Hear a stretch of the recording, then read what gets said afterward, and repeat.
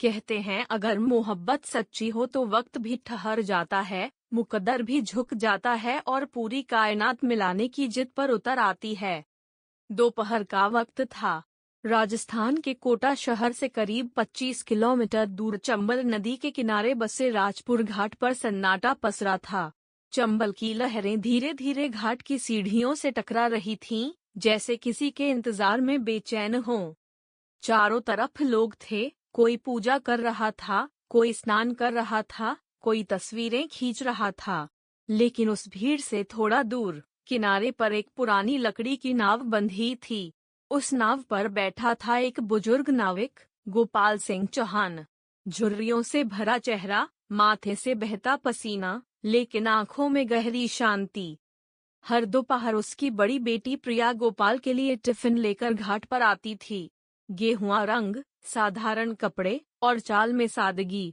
उसकी आंखों में आत्मसम्मान और चेहरे पर मेहनत की चमक थी। जब तक गोपाल खाना खाते, प्रिया नाव थाम लेती थी। अगर कोई मुसाफिर आता तो वो खुद पतवार चलाकर उस पार छोड़ आती। उस दिन भी दोपहर में घाट पर एक अनजान युवक आया।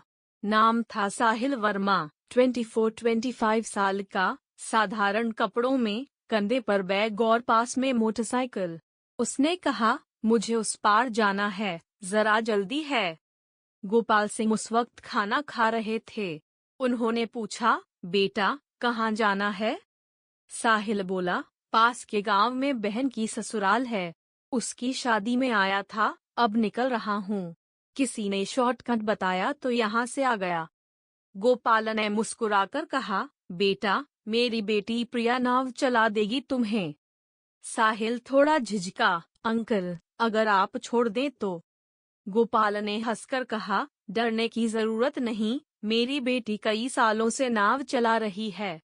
प्रिया ने पतवार थामी और साहिल बाइक समेत नाव पर चढ़ गया। नाव धीरे धीरे लहरों में आगे बढ़ने लगी। साहिल की नजरें प्रिया के चेहरे पर टिक गईं, माथे पर पसीना, कमर पर बंधा दुपट्टा और हाथों में मजबूती से थमी पतवार। जब साहिल की निगाहें लगातार उस पर रहीं, तो प्रिया थोड़ी असहज हो गई और दुपट्टा सिर पर ओढ़ लिया। किनारे पहुंचने पर साहिल ने किराया पूछा। प्रिया बोली, 20 रुपए।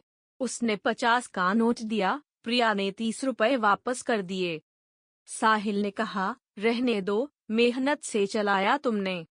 प्रिया हंसकर बोली, लोग तो कहते हैं इसमें लगता, फिर भी पैसे देने में कतराते हैं, लेकिन मेहनत की कीमत होती है। साहिल मुस्कुराया, कल फिर आऊंगा, अगर तुम हो तो तुम ही पार उतारना। प्रिया हल्के से मुस्कुरा दी, लेकिन दिल में कुछ हलचल सी होने लगी। अगले दिन सुबह से ही साहिल बेचैन था। ठीक 10 बजे वो फिर घाट पहुंचा। गोपाल खाना खा रहे थे, प्रिया टिफिन लेकर खड़ी थी। उसने मुस्कुराकर पूछा, बाबा कोई आया है, मैं उतार लाऊं? गोपाल बोले, हाँ बेटी, वही लड़का है जो कल गया था। नाव पर चढ़ते ही साहिल ने कहा, आज जल्दी लौट आया, तुमसे मिलने का बहाना ढूंढ रहा था। प्रिया का चेहरा लाल हो गया। बात बदलते हुए साहिल बोला, मैं नाव चलाना सीखना चाहता हूँ। प्रिया हंसकर बोली, पहले तैरना आना चाहिए, वरना बह जाओगे। किनारे पहुंचकर साहिल ने 100 का नोट दिया। प्रिया बोली, छुट्टे नहीं हैं। साहिल ने कहा, ये रख लो, अपने लिए कुछ ले लेना। प्रिया ने मना कर दिया, मम्मी पूछेंगी तो क्या जवाब दूंगी, इतना पैसा कहाँ से आया?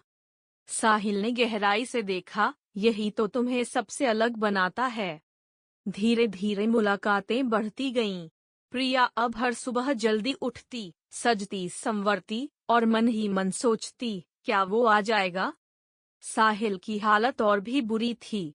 उसकी असली जिंदगी अब घाट पर शुरू होती थी। रविवार की सुबह उसे घाट पहुंचने से पहले ही रास्ते में प्रिया मिल गई। साहिल ने कहा, आज तो किस्मत अच्छी है, रास्ते में ही मिल गईं। प्रिया मुस्कुराई, थोड़ा इंतजार करो, बाबा को खाना देकर आती हूँ, फिर तुम्हें पार ले जाऊंगी। नाव पर बैठे साहिल ने कहा, अगर मैं कहूँ कि कई रातें जागते हुए गुजर जाती हैं, तो क्या समझोगी वजह? प्रिया हंसकर बोली, मच्छर काटते हैं क्या? साहिल मुस्कुराया, नहीं, एक लड़की है जिसकी यादें मुझे सोने नहीं देती। मैं तुमसे मोहब्बत करने लगा हूँ। प्रिया ने धीरे से कहा, मुझे नहीं पता प्यार क्या होता है, लेकिन तुम्हारा इंतजार अब आदत बन गई है। कुछ दिनों बाद साहिल ने प्रिया के पिता से शादी की बात की। गोपाल पहले मना कर दिए, हमारी दुनिया और तुम्हारी दुनिया अलग है। लेकिन साहिल ने वादा किया कि वो प्रिया को कभी दुख नहीं देगा। जब साहिल ने अपने घर में बात रखी, तो वहां तूफान मच गया। माँ ने ताने दिए, नाव चलाने वाले की बेटी बहू बनेगी। साहिल ने साफ कह दिया, अगर शादी नहीं करने दी तो सब छोड़ दूंगा। प्रिया ने कहा, अपने माँ बाप को दुख पहुंचाकर फैसला मत लेना। साहिल बोला, अब तुम सिर्फ मेरा प्यार नहीं, मेरी जिम्मेदारी हो। आखिरकार साहिल अपने घर वालों को लेकर प्रिया के भाई की शादी में आया। वापसी में नाव पर उसकी माँ ने ताने मारने शुरू कर दिए। साहिल ने कहा, बस करिए, वो मेरी पत्नी है। लेकिन माँ नहीं मानी और गुस्से में साहिल नदी में कूद गया। प्रिया बिना सोचे समझे उसके पीछे कूद पड़ी। तेज लहरों के बीच उसने साहिल को बचाकर किनारे लाया। दोनों बेहोश हो गए और अस्पताल ले जाया गया। जब साहिल की माँ ने देखा कि प्रिया ने अपनी जान दांव पर लगा दी, तो वो रोते हुए बोली, माफ कर दो बेटी, तुम जैसी बहू हर घर को नहीं मिलती। कुछ दिनों बाद साहिल और प्रिया की शादी सादगी से हुई। समय बीता, 2 बच्चे हुए। प्रिया ने सिलाई का काम शुरू किया, साहिल डाकघर में नौकरी करता रहा। आज भी हर साल शादी की सालगिरह पर दोनों उसी पुरानी नाव के पास बैठते हैं, जहां उनकी पहली मुलाकात हुई थी। और अब सवाल आपसे, क्या आज के समय में ऐसी सच्ची मोहब्बत वाकई बची है? क्या आप किसी के लिए ऐसी लड़ाई लड़ सकते हैं?